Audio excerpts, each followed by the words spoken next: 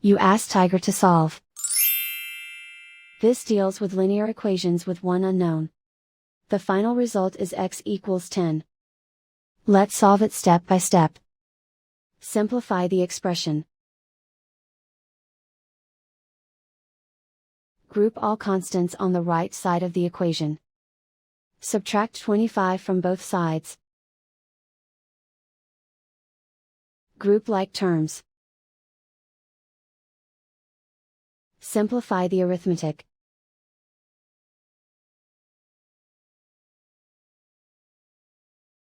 Convert the x into a positive number. Multiply both sides by -1. Remove the ones. Simplify the arithmetic. And so the final result is x equals 10.